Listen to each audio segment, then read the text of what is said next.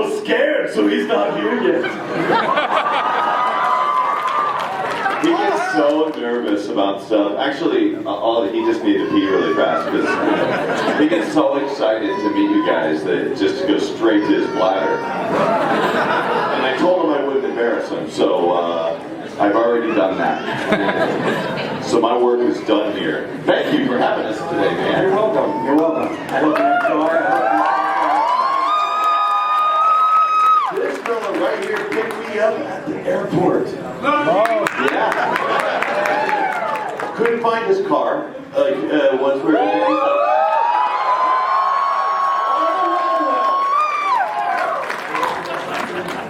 That's good. Yeah. Awesome. Ladies and gentlemen, the incredibly sexy Schemmel. Anyway, greatest question ever is: do you guys ever feel like your roles on Dragon Ball overshadow the other stuff you do, like Katsumi Saigon, Speed Grapher, or Gonard on Kappa Mikey? It doesn't bother me. It does overshadow it, and I don't care. I mean, it's great. In fact, I like it when people go, "Oh my God, your MTV, you did so much stuff." I'm like, "Yes, I fooled you, haha." I don't want you to be able to pick up my voice every time I'm on a show. Otherwise, it's like, just me instead of the character I'm doing. So. I love the fact that DBZ overshadows a lot of other stuff because people get to discover it, or and also it's better that your work being overshadowed by some dumb sitcom or something that you did that you're totally embarrassed. Yeah, that's true. Like that. It's just like, man, I really loved your work on like butt shiners or something like that. And it was that reality show about like people who shine people's butts before they go up on stage or something. Strip clubs or something, I don't know. Butt buffers. Butt buffers. Season 5. No, it's cool. I'm really proud. I'm very grateful for the fact that we just continue to get to do this work, and I don't worry that people like Vegeta more than they like, Gyro and Sergeant Frog or something like that. I never wanted a job like my grandpa had, where he's like going to the same job for 35 years, which voice acting is great because you get to do lots of different voices, but Dragon Ball keeps going. I'm like, wait a second. I will play Goku more than half my life in a few years, almost, at some point. Well, I'm 48 now, so it'll take a few more years. But yeah, I've been doing 18 years. So, yeah, almost. That's a lot, Eventually, I will be voicing Vegeta for twice my life. But they keep 80 years. Yes.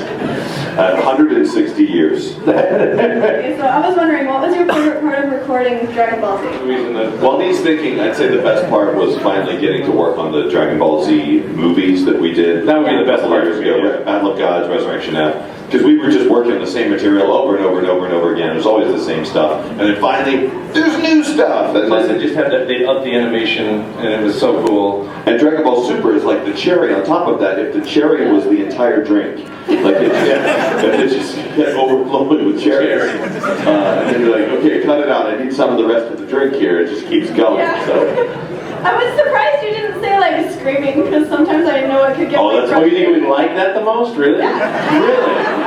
Try it out. Really? Try it out. I want to. Let's just get in your closet and scream for 4 hours. That's a short session. And do that every day for a week. And now multiply that times roughly 18 years on and off. And then have everyone you meet ask you to scream at them at full volume. I don't think you would like it. Yeah.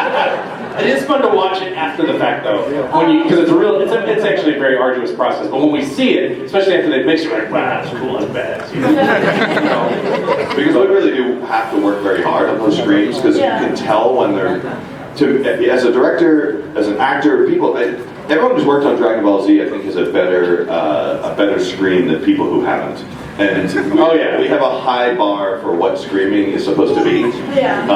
You'll hear other shows and people scream, especially in shows that are recorded in Los Angeles a lot, because they have these other shows they want to work on. They want to preserve the voice. They're like, oh, I hear a lot of fake screaming. I'm like, but when we scream, we want it to hurt, and we only want to do one take, and we want there to be pieces of flesh from our voice stuck to the microphone over time.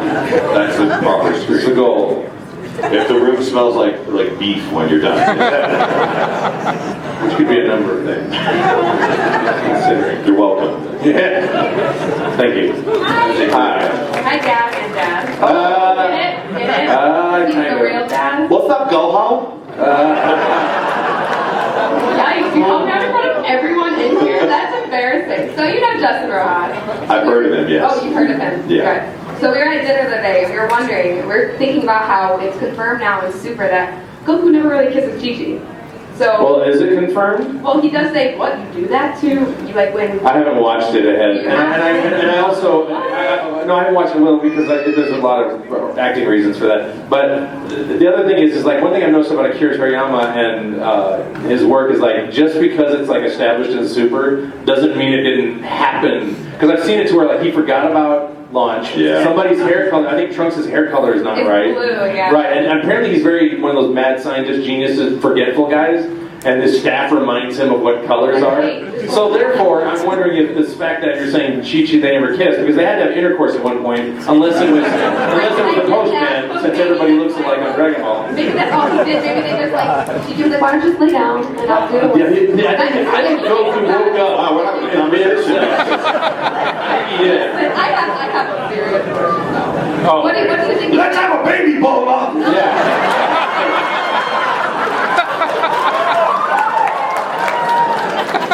My question though is about Vegeta. Go put on those Goku panties!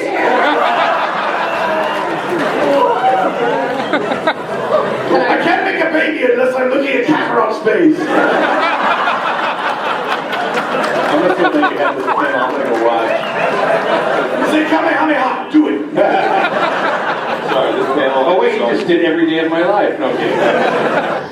What do you think about the relationship between Vegeta and Bulma? Like, do you think it's more sexual, or is it just now so, or is it like more intimate versus how they were in Dragon Ball Z? It was just very practical. It was just a way to make a Trunks. And then,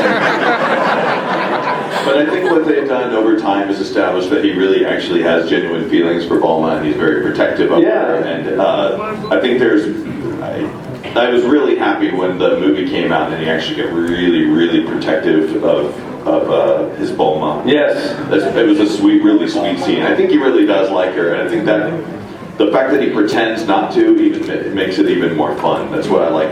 Whenever I get to play a character, like did you guys see the episode of Super where he and Bulma are they're having an argument because he finds out that Whis has been going over to Bulma's house and eating dinner and stuff like that? That was probably one of my favorite episodes. Gina's doing what? I love doing that scene because I felt like the Kool-Aid Man. I wanted to fit. Oh yeah, in there, but it wasn't. Actually, I think they have, considering where they came from, they have a pretty darn good relationship. The relationship that I think is really awkward right now, and I'd like to make little subtle references to it with lines that don't exist in the script, but we add them in anyway, about how Yamcha's still hanging around.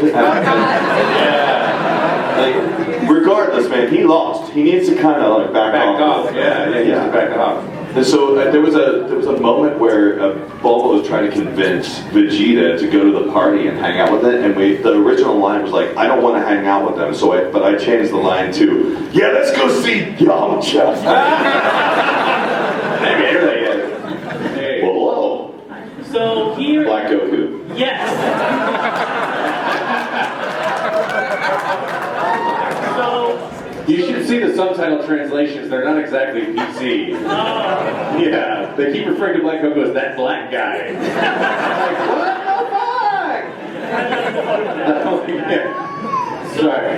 So here in Las Vegas, I'm a full-time Uber driver, and for Halloween, Oh, cool. I need a ride. I'm leading this panel. and for Halloween, I dressed up as this, and I got a 5-star rating for it. So thanks for that. Oh, awesome. And I wanted to ask, if I were to give Goku or Vegeta an Uber ride, and it was a smooth, good ride, what rating would they give me? 4 stars only. I knew what you mean by that. Yes. 4-star ball. Oh, That's what I meant. 4-star. Dragon Ball. He probably wouldn't stay in the. Remember that Uber ride we had that was not an Uber ride? It was a guy who showed us bootleg movies and Will Ferrell movies and then put us on the phone with his wife trying to get his daughter a career in singing or voice acting. Remember that crazy ride we had? And we were halfway through, we realized this guy is not a real ride. We just got into a stranger's car without realizing it. And he's like, "Where are you guys going?" We're like, And he had a jacket on, and he had a nice SUV. He was waiting by the concierge. At the hotel, and we get in there, and he starts throwing us a Will Ferrell movie that I have never seen before. It is not out. It was that one that's out, And it was filmed at a funny angle. It's like with a cell phone that you got a bootleg of it. And then he goes, "You guys want a beer?" And we're like, "What is Why would that? You guys want a beer? And then he calls his wife. His wife was none too happy to be hearing from him. She was like, "What do you want?" She was not happy. And then he wanted to get his daughter on the phone so we could further her voice career in singing. It was weird. But yeah, don't do that. I was like, "Are you an Uber driver? Are you a limo driver?" Yeah, I mean, I used to be. And we're like, what do we do? So we just took the ride and hopefully got out, alive, which we did.